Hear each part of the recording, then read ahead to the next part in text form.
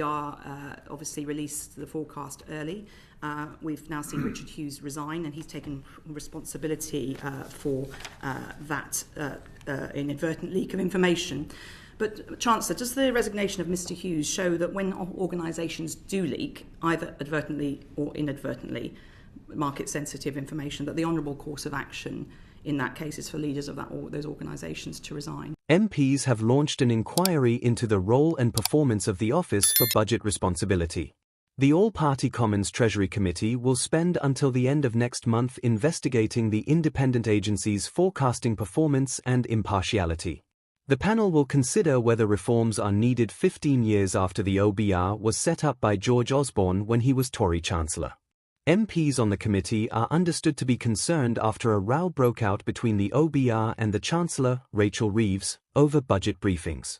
Richard Hughes, the OBR's then boss, complained to senior Treasury officials in the run-up to the budget about a flurry of leaks he said had spread misconceptions about the agency's forecasts. He later cast doubt on claims that Reeves dropped plans to raise income tax in the budget because of rosier forecasts, pointing out that she knew about these well before the change of heart. Hughes was forced to resign after the budget over the mistaken early release of budget documents in breach of rules governing the set-piece event. Meg Hillier, the Labour chair of the committee, said MPs wanted to understand how the role and remit of the OBR had developed, and whether its relationship with the Treasury could be reformed in order to ensure that it helps to deliver positive economic outcomes for the UK. She played down concerns held by the committee about potential bias at the OBR but said issues raised by the media, backbench MPs, and the public should be tackled. Hillier added, "The OBR is an important part of the UK's fiscal framework. But it is often castigated by frustrated economists who feel they should be in charge because they shout the loudest. And we need only remember Liz Truss's mini-budget to remind ourselves of what happens when the OBR is sidelined. This inquiry is not a stick to beat the OBR with. What my committee intends to do is have an honest conversation about what the watchdog does well and where it needs to do better. I hope this will provide a useful foundation for the new chair when they are appointed. Evidence must be submitted to the committee by the 30th of January. The watchdog under watch. Parliament turns its eye on Britain's fiscal guardian. Right then. Let's talk about something that's been brewing in Westminster, something that goes right to the heart of how this country manages its money, its promises, and frankly, its credibility. The Office for Budget Responsibility is under parliamentary investigation. And if you're thinking that sounds rather dry, you'd be spectacularly wrong. Because when the body that's supposed to keep chancellors honest starts getting into public spats with said chancellors, when resignation letters start flying about, and when MPs decide enough is enough, we're watching the unravelling of something rather significant indeed. Before we dive deeper into this rather delicious mess, do me a favour and hit that subscribe button for Current UK. We're cutting through the Westminster noise to bring you what actually matters, delivered with the sharpness it deserves. Right, on we go. So here's where we are. The Treasury Committee, that all-party group of MPs who supposedly keep watch over the nation's finances, has launched an inquiry into the Office for Budget Responsibility. They've given themselves until the end of January to investigate the OBR's forecasting performance, its impartiality, and whether the whole arrangement needs a rather substantial rethink. 15 years after George Osborne conjured this watchdog into existence, Parliament is asking a rather fundamental question: is it actually fit for purpose? Now, the OBR was created with a specific mission. After the financial crisis, after years of governments massaging figures and making promises they couldn't keep, Osborne decided Britain needed an independent referee. Someone to look at the government sums, check the working, and tell the public whether the Chancellor was talking sense or talking nonsense. A noble idea, really. The problem, as we're now discovering, is that independence is a rather tricky thing to maintain when you're permanently embedded in the machinery you're meant to be scrutinizing. The spark that lit this particular fire was a thoroughly undignified row between the OBR and Rachel Reeves in the run-up to her autumn budget. Richard Hughes, who was running the OBR at the time, did something rather extraordinary. He complained to senior Treasury officials about what he called a flurry of leaks spreading misconceptions about the agency's forecasts. Let that sink in for a moment. The head of the independent watchdog was so concerned about being misrepresented that he felt compelled to complain to the very department he was supposed to be watching. It's rather like the referee asking the team captain to have a word with the crowd about their behavior. Not exactly a picture of robust independence, is it? But it gets better. Or worse, depending on your perspective. Hughes then publicly cast doubt on the Chancellor's claims that she dropped plans to raise income tax because of rosier economic forecasts from the OBR. He pointed out, with what one imagines was barely concealed irritation, that Reeves had known about these forecasts well before her supposed change of heart. In other words, he was calling the Chancellor's narrative into question. The watchdog was suggesting the government was spinning a story that didn't quite match the facts. Awkward doesn't begin to cover it. And if you're enjoying this unraveling of Westminster's fiscal drama, smash that like button and share this with anyone who still thinks politics is boring. Trust me, this stuff matters more than you might think. Then came the resignation. Hughes was forced out after the budget because of what was delicately termed the mistaken early release of budget documents. Someone at the OBR broke the rules governing budget secrecy, one of the most sacred conventions in British political life. The budget is supposed to be revealed to Parliament first, not leaked out in dribs and drabs beforehand. It's a fundamental principle of parliamentary sovereignty. And the OBR, the body created to uphold fiscal responsibility, had botched it. The irony is so thick you could spread it on toast. So now we have Meg Hillier, Labour chair of the Treasury Committee, trying to navigate this rather treacherous terrain. She's insisting this isn't a witch hunt, that the committee simply wants to understand whether the OBR's role and remit need updating, whether its relationship with the Treasury needs reform. She's playing down concerns about bias, though let's be honest, when you have to play down concerns about bias at an independent watchdog, you've already got a problem. She says the inquiry will address issues raised by the media, backbench MPs, and the public. Which is parliamentary speak for people are asking awkward questions and we need to be seen doing something about it. Hillier made a rather telling comment about frustrated economists who think they should be in charge because they shout the loudest. It's a fair point, actually. The OBR exists in a peculiar ecosystem where everyone with an economics degree and a Twitter account thinks they could do better. But that doesn't mean the current arrangement is working properly. Just because critics might be wrong doesn't mean the OBR is right.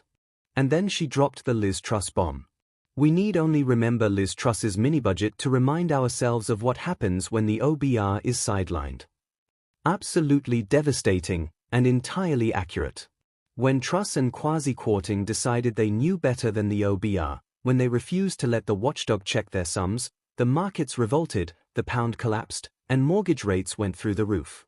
It was a spectacular demonstration of why you don't ignore fiscal watchdogs. But here's the thing that makes this whole inquiry so fascinating. Just because we need the OBR doesn't mean the current version of the OBR is working properly. This inquiry is happening because the relationship between the Chancellor and the OBR has broken down in public view. That's unprecedented. We've had disagreements before, quiet grumbles about methodology, whispered complaints about assumptions. But this was different.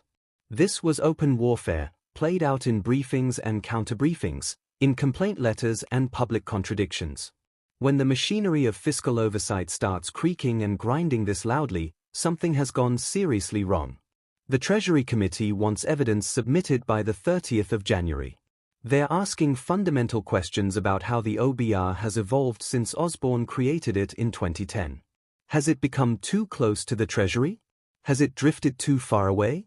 Is it making the right calls on forecasts? Is it truly impartial or has it developed its own institutional biases? These aren't academic questions. The OBR's forecasts drive government policy. They determine how much the Chancellor can spend, how much she needs to borrow, whether taxes need to rise or can fall. Get those forecasts wrong and you're not just making a technical error, you're potentially damaging millions of lives. And that's what makes this so much more than Westminster theatre. The OBR matters because fiscal credibility matters. Britain's ability to borrow at reasonable rates, to fund public services, to maintain economic stability, all of it rests on the markets believing that someone responsible is checking the government's homework. If the OBR loses credibility, if it becomes seen as either a government poodle or an unaccountable bureaucracy pursuing its own agenda, then that whole edifice starts to wobble. There's a deeper question lurking beneath all this, one that goes to the heart of how modern democracies function. How do you create genuinely independent institutions when those institutions have to work intimately with the government they are scrutinizing? The OBR needs access to Treasury data, Treasury models, Treasury officials. It has to understand what the government is trying to do in order to assess whether the numbers add up. But that proximity, that necessary closeness, creates exactly the kind of relationship problems we've just witnessed. You end up with an organization that's supposed to be independent but is structurally intertwined with the people it's meant to be checking.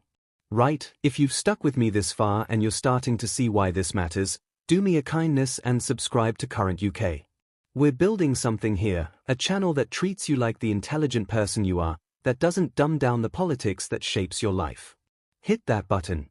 Other countries have tried different models. Some have fiscal councils that are more distant from government. Some have watchdogs with more power, able to block budgets that don't meet certain criteria. Some have weaker bodies that simply comment without real authority. Britain chose a middle path with the OBR, independent but collaborative, powerful but not supreme. And now we're discovering that middle paths can be rather uncomfortable places to stand, especially when tensions rise. The timing of this inquiry is particularly pointed. We've got a new government that came in promising fiscal responsibility, that made a big deal about respecting independent institutions. And within months we've had this very public falling out with the OBR. It doesn't exactly inspire confidence. It raises questions about whether Labour, despite all its rhetoric about changed ways and new approaches, is really any better at handling fiscal scrutiny than the Conservatives were.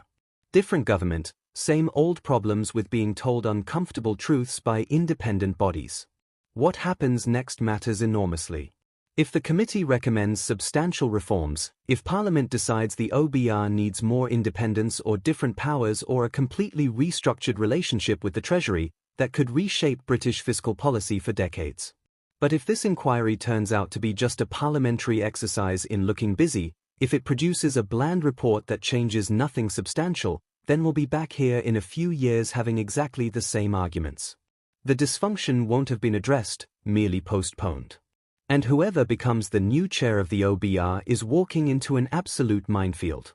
They are inheriting an organization whose relationship with government has publicly fractured, whose independence is being questioned by Parliament, whose methodology is being scrutinized by economists, and whose credibility is on the line. Not exactly an easy gig.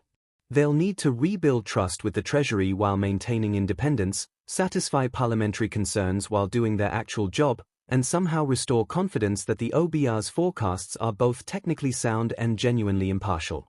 Good luck with that. This inquiry will tell us a lot about how serious Britain is about fiscal responsibility. Are we genuinely committed to having independent checks on government, even when those checks are uncomfortable?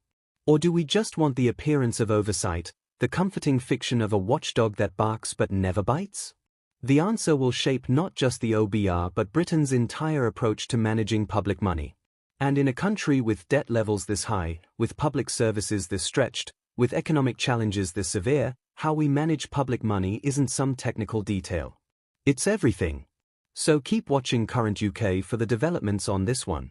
This inquiry could reshape British politics in ways most people haven't even begun to grasp.